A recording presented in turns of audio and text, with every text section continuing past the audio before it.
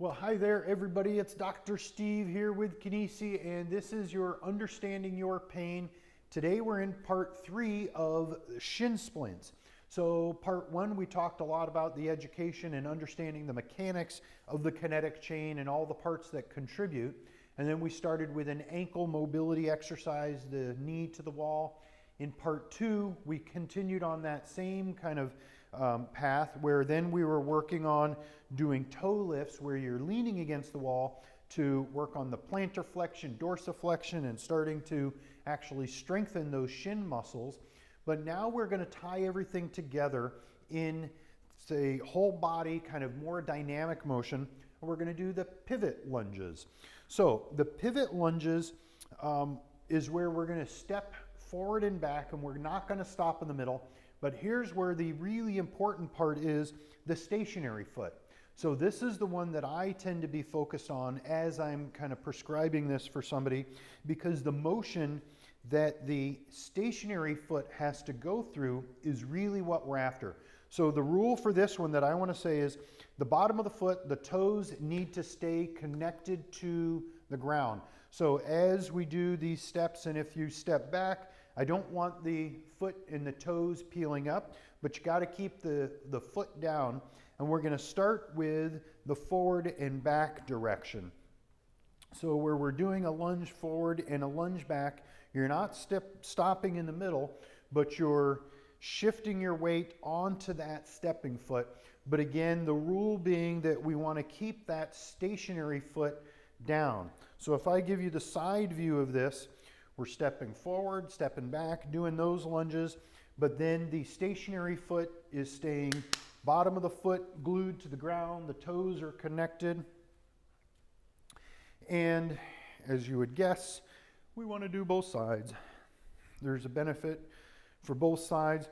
Very often shin splints affect both sides.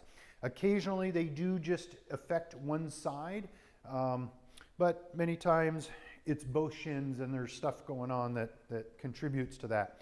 So first direction, forward and back. And one of the things that I had talked about in the first video was the mechanics of the hip internal rotation. So when we're running or walking and the one foot is coming forward, the pelvis is coming around the corner, this stationary back leg, and so that's creating internal rotation for this back hip. That's a motion that often gets sticky and gets restricted. And when we see people with lots of different issues, a limited hip internal rotation often contributes to that. So as we're doing this forward and back step, we're getting a little bit of internal rotation here every time the foot comes forward. That's what we're after. Now we're going to go in the frontal plane or the side to side.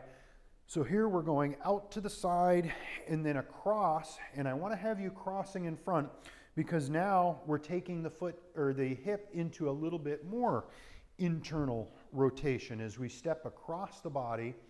We still want to make sure that the stationary foot is staying flat so that you're not peeling up on the edge of the foot as you go out. You're not peeling up on the edge of the foot, but we're trying to keep that foot flat because we want the ankle to go through all the motions that it needs to. And in particular, when we're coming what we call opposite side lateral. So as we step across the body, we're getting a little more internal rotation on that stationary hip. So a few on this other side, just to kind of give you that example. But the foot stays flat. As we step across, we're getting internal rotation there. And that's leading to the third direction, the transverse plane. And this is where we're doing more rotation. And so we step out and back, turning the toes out and back. But then as we come across, we're turning the toes across in front. Now we're getting the most internal rotation because we're bringing the pelvis all the way around, and it's as if we're going to be turning to walk in a new direction. And that's really giving this stationary hip the most internal rotation. Now, associated with that internal rotation is where you can kind of see on this back foot of mine now, the arch is really lifting. That's where we get the supination. When we step out and back, whoops, don't fall over, we get this pronation, and I'm exaggerating a little bit, but the arch really collapses down as we externally rotate, and that's what we want it to be able to do. But we also want it to be able to get all the way around the corner to have the foot supinate as well.